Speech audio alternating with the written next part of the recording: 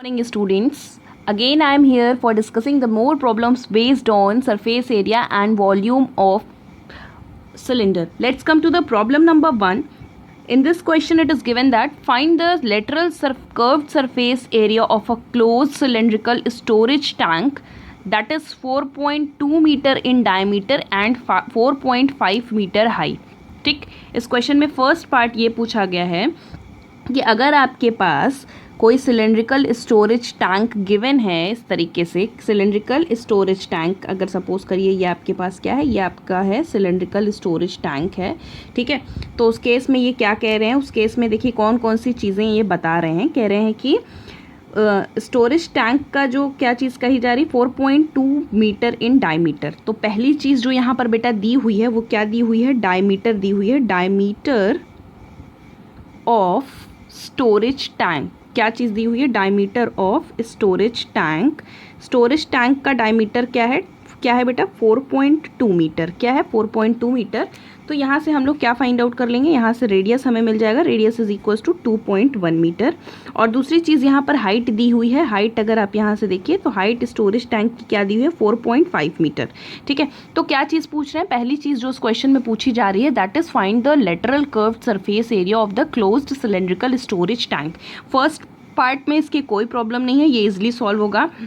Lateral curved surface area की अगर हम बात करें, लेटरल कर्व्ड सरफेस एरिया की अगर हम बात करते हैं, सरफेस एरिया की अगर हम बात करें तो क्या होता है, 2 पाई आर एच आपका क्या मिल जाएगा, लेटरल कर्व्ड सरफेस एरिया मिल जाएगा। इस तरीके से हम सॉल्व करेंगे तो 2 इंटू 22/7, आर के प्लेस पे 2.1 मल्टीप्लाइड बाई एच के प्लेस पे 4.5 आपके पास है, ठीक है। फिर ये आपको मिला 7 1 7, कैलकुलेशन चेक करते रहिएगा, ये आपको मिल गया 0.3।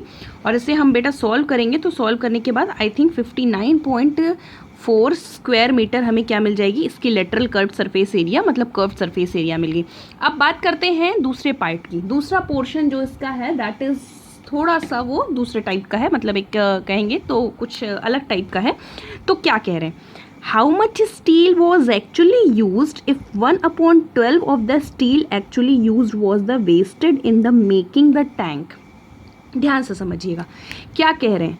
कह रहे हैं कि इस क्वेश्चन में कह रहे हैं कि अगर कहते हैं कि अगर कितना स्टील यहाँ पर एक्चुअली यूज़ किया गया है, कहते हैं कि कितना यूज़ किया गया है स्टील, कहते हैं अगर 1 मतलब इस टैंक की मेकिंग में 1/12 पार्ट जो है स्टील का वेस्ट हो गया। टोटल अगर सपोज करिए समथिंग था तो समथिंग का 1/12 पार्ट क्या हो गया, वेस्ट हो गया बनाने में। तो हमसे पूछा जा रहा है कि कितना पार्ट ऐसा है जो पूरा पार्ट यूज़ हुआ था एक्चुअल में, ठीक। अब देखिए, आप सपोज करिए कि अगर आपके पास कोई सपोज करिए पेट्रोल की टैंक है, सपोज करो कि पेट्रोल की टैंक है, यहाँ पर सिलेंड्रिकल पेट्रोल टैंक की या स्टोरेज टैंक है सपोज करिए।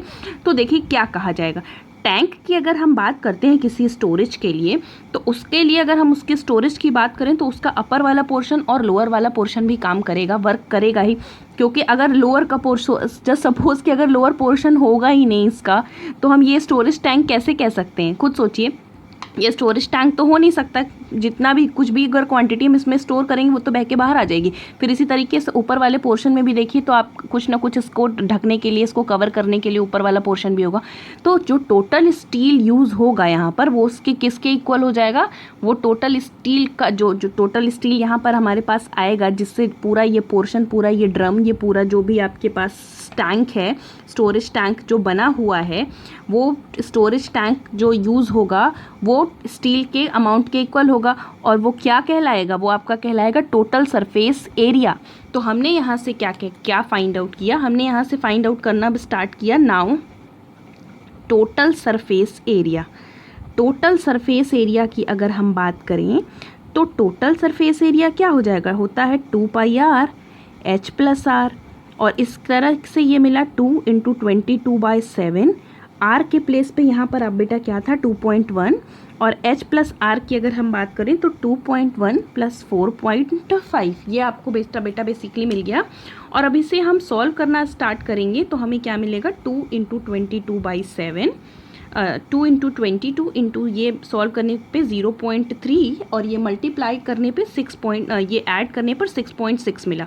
और हमने बेटा इसे सॉल्व किया, तो सॉल्व करने के बाद जो हमें टोटल सरफेस एरिया की वैल्यू मिली वो हमें मिली 87.12 मीटर स्क्वायर। ये मिली हमें टोटल सरफेस एरिया की value.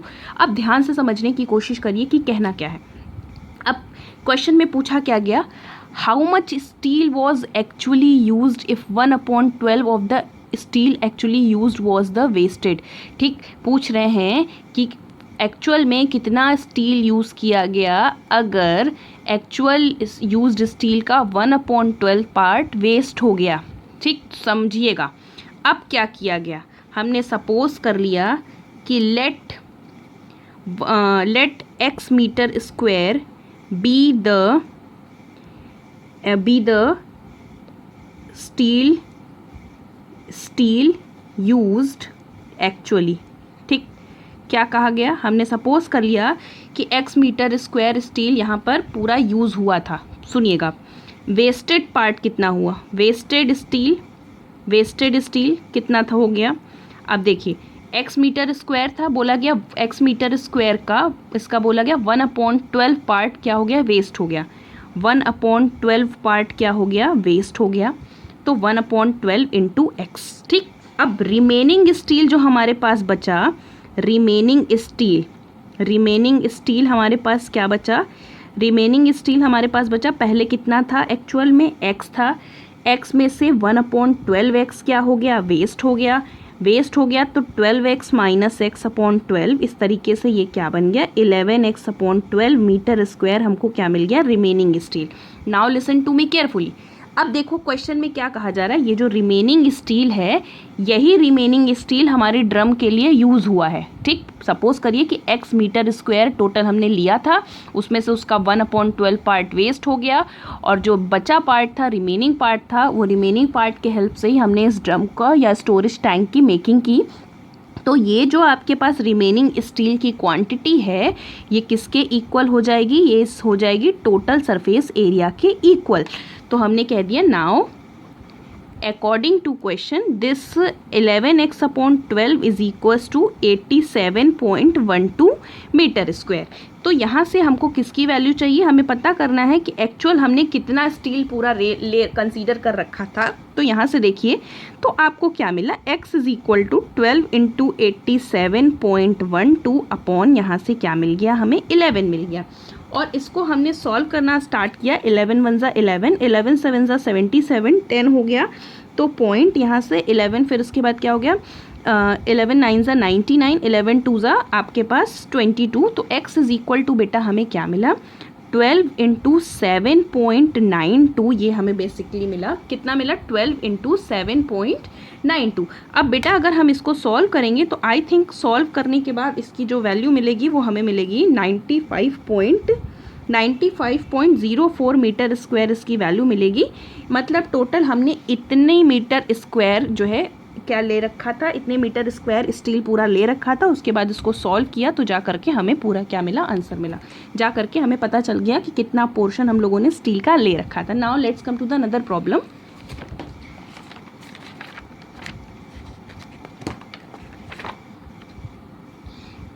Next let's come to the another problem. ये सारे ही क्वेश्चंस एनसीईआरटी के हैं। क्वेश्चन में देखिए क्या कहा जा रहा है, कह रहे हैं The students of a विद्यालय were asked to participate for making and decorating pen holders in a shape of cylinder with a base। ठीक है, क्या कहा जा रहा है कि विद्यालय के स्टूडेंट्स को कहा गया है कि उनको पार्टिसिपेट करना है और पेन होल्डर्स को डेकोरेट करना है।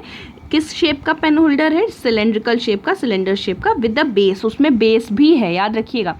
Using cardboard, each pen holder was to be radius 3 cm and height 10.5 cm.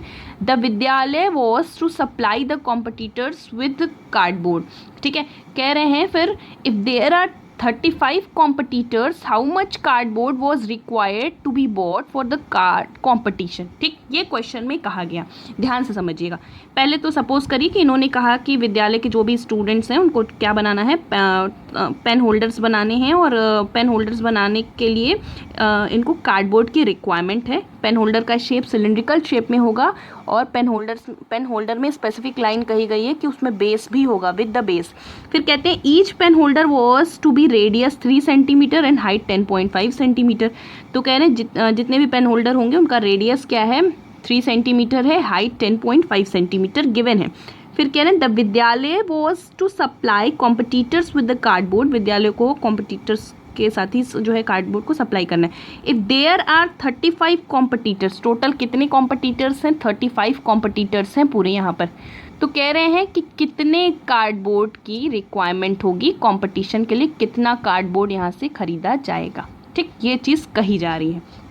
अब बेसिकली सपोज करिए कि आपको इस टाइप का क्या बनाना है, इस टाइप का आपको बनाना है क्या चीज़, ये सपोज करिए आपका हो गया कार्डबोर्ड।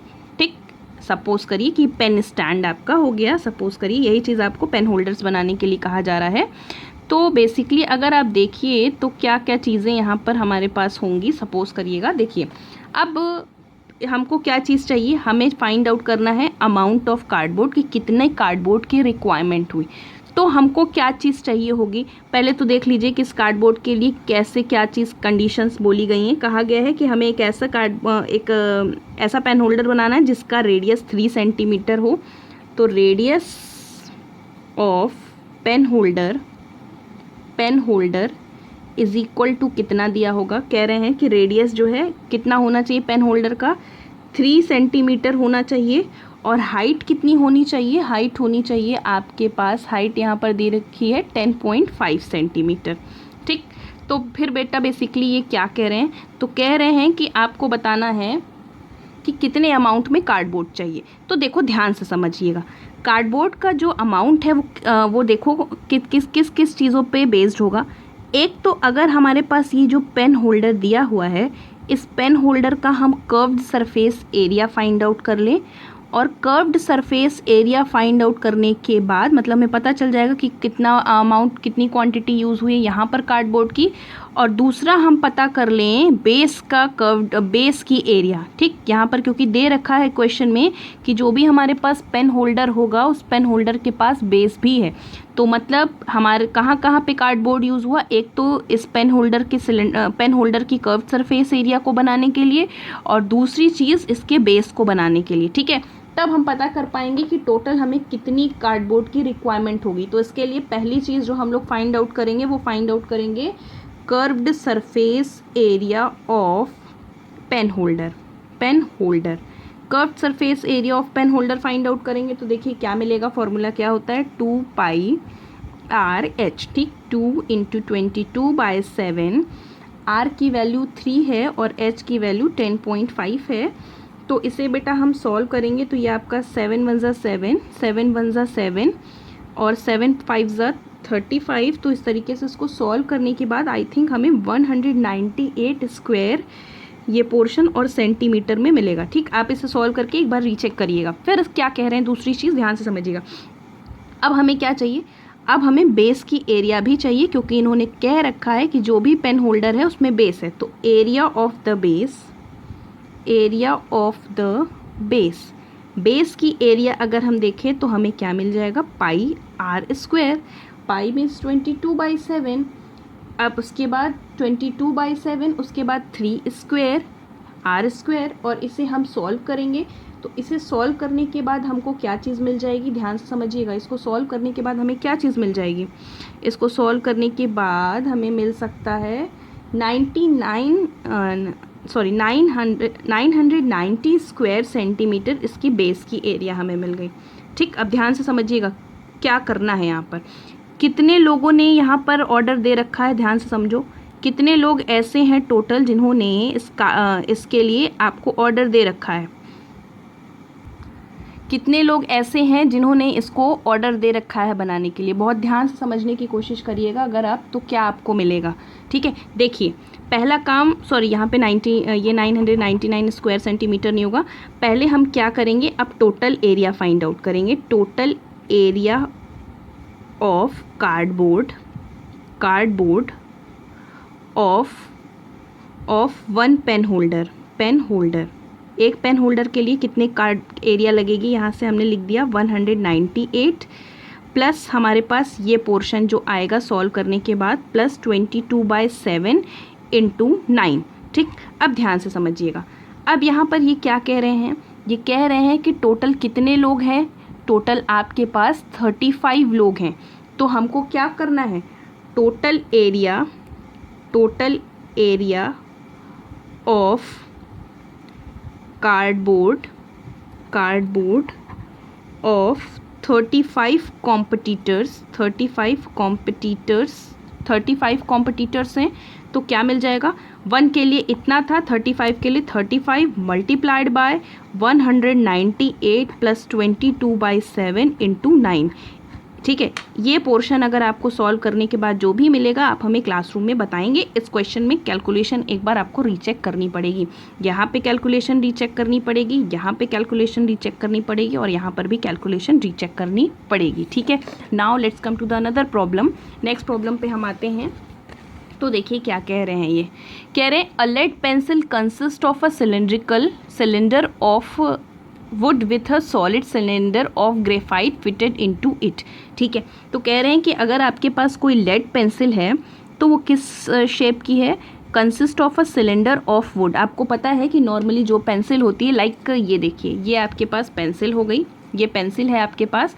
इनका कह रहे हैं कि जो पोर्शन है लेड पेंसिल का, कह रहे हैं कि जो ये पोर्शन है ये क्या करता है, वुड को कवर करता है। आपको पता ही है कि पेंसिल में वुड का कहीं ना कहीं रोल है।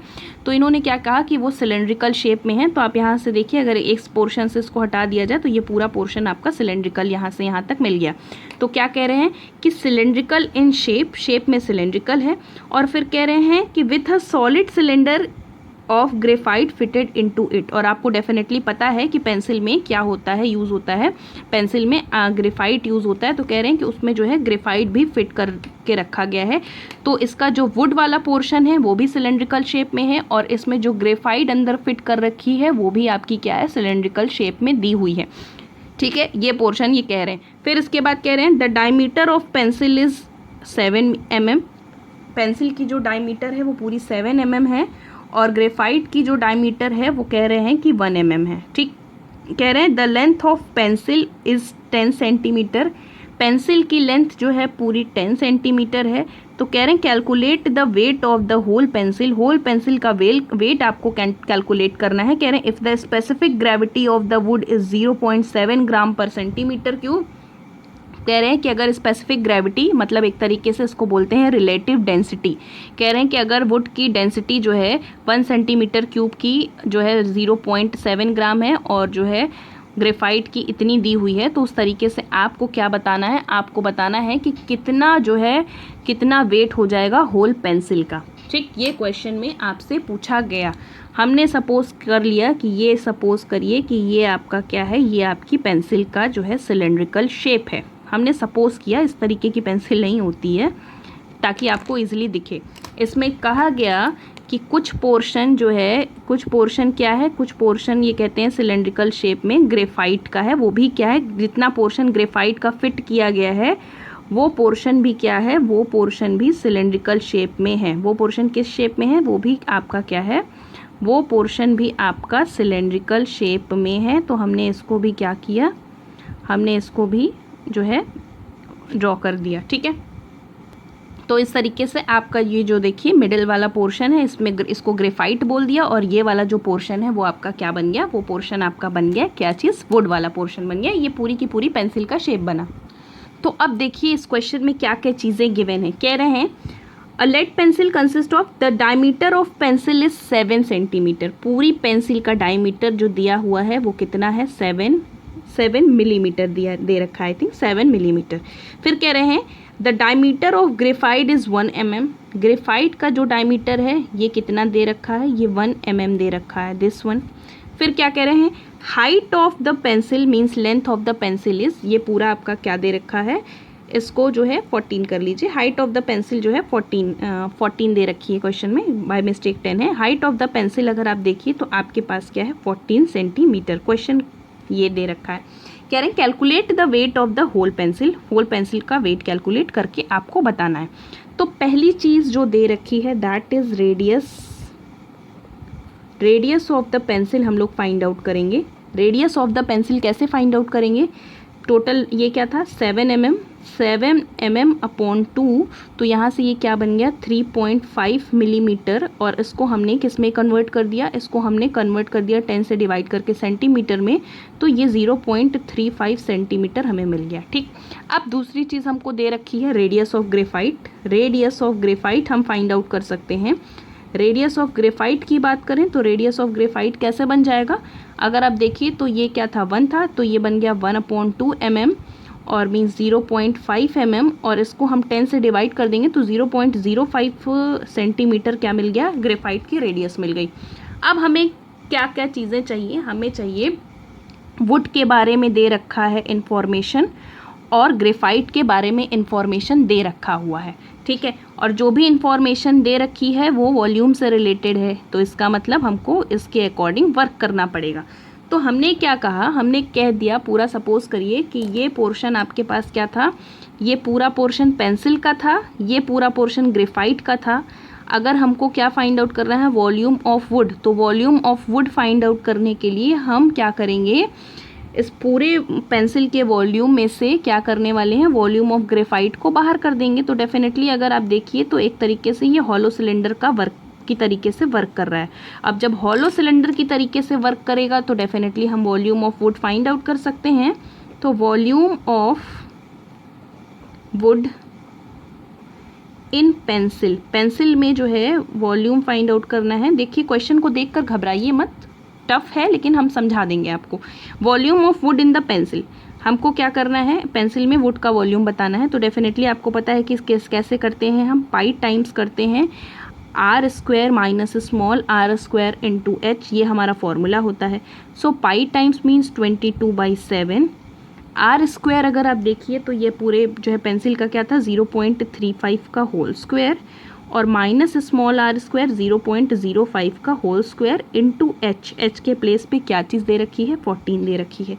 अब इससे बेटा आप सॉल्व करेंगे, तो इसे सॉल्व करिए तो 22/7 1 7 7 2 14 आपको मिला। 22 मल्टीप्लाइड बाय, इसे हम सॉल्व करेंगे a² माइनस b² से, तो a² माइनस b² से सॉल्व करेंगे तो ये 0.40 और 0.30 हमें ये चीज़ मिल जाएगी, इंटू 2 मिल गई।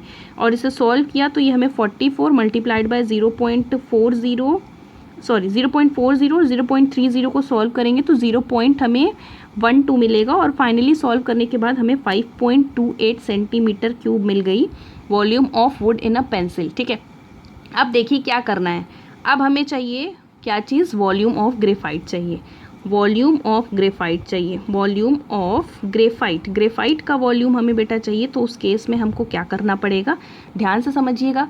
इस केस में हमें क्या करना है, इस केस में हमें 22/7 पाई, ठीक है, फॉर्मूला होता है पाई r²h, पाई r²h 22/7। r यहाँ पर क्या दे रखा है 0.05 का होल स्क्वायर, और h के प्लेस पे 14 है। After solving it we will get 0.11 centimetre cube. इस तरीके से हमें ग्रेफाइट का वॉल्यूम और वुड का वॉल्यूम पेंसिल में पता चल चुका है। हमसे क्या पूछा जा रहा है, वेट ऑफ होल पेंसिल। ठीक, वेट ऑफ होल पेंसिल, तो वेट ऑफ होल पेंसिल मतलब वेट ऑफ होल पेंसिल हमें फाइंड आउट करना है। Whole pencil is equal to, हमें क्या मिल जाएगा, इज इक्वल टू मिलेगा हमें weight of wood plus weight of graphite, weight of graphite. ठीक है, ठीक, अब ध्यान से समझिएगा किस तरीके से काम चलेगा। अब देखिए वुड की बात करते हैं, तो क्वेश्चन में दे रखा है कि इसके लिए स्पेसिफिक ग्रेविटी दे रखी है। वॉल्यूम को अगर हम स्पेसिफिक ग्रेविटी से मल्टीप्लाई कर देंगे तो उस केस में हमको वेट मिल जाएगा। ठीक है, ध्यान से समझिएगा, वॉल्यूम को स्पेसिफिक ग्रेविटी से मल्टीप्लाई करेंगे तो हमें वेट मिलेगा। देखिए अब क्या बोला जा रहा है यहाँ पर, बेसिकली अगर आप देखिए तो वुड के बारे में आते हैं। वुड के केस में अगर आप देखिए तो 1 सेंटीमीटर क्यूब का 0.7 ग्राम था, ठीक। अब यहाँ पर जो है केस में अगर आप देखिए तो वुड कितना था, 5.28 था। 5.28 इंटू अगर आप देखिए तो ये कितना है, 0.7 दे रखा है इसके लिए, तो 0.7 ग्राम से आपने मल्टीप्लाई कर दिया, ये ग्राम हो गया। और प्लस उसी तरीके से ग्रेफाइट के लिए क्या कंडीशन दे रखी थी, 2.1 ग्राम पर सेंटीमीटर क्यूब। 2.1 ग्राम पर सेंटीमीटर, 1 सेंटीमीटर क्यूब में 2.1 ग्राम था, तो 0.11 के लिए क्या कर देंगे हम, 0.11 इंटू 2.1, ठीक, ये मिल गया, पूरा वेट हमको मिलेगा। अब इस तरीके से इसे सॉल्व करेंगे, देन वी विल गेट 3.696 ये मिलेगा सॉल्व करने के बाद। और ये पोर्शन सॉल्व करने के बाद 0.231 हमें मिलेगा। और फाइनल इसे हम सॉल्व कर देंगे तो आई थिंक सॉल्व करने के बाद 3.927 ग्राम हमें क्या मिल जाएगा, ये पूरे पेंसिल का क्या मिल जाएगा, वेट मिल जाएगा, ठीक है। तो आप इसे सॉल्व कर लीजिएगा प्रॉपरली और उसके बाद मुझसे पूछ लीजिएगा अगर कुछ डाउट होगा। कैलकुलेशन एक बार रीचेक कर लेना बच्चों।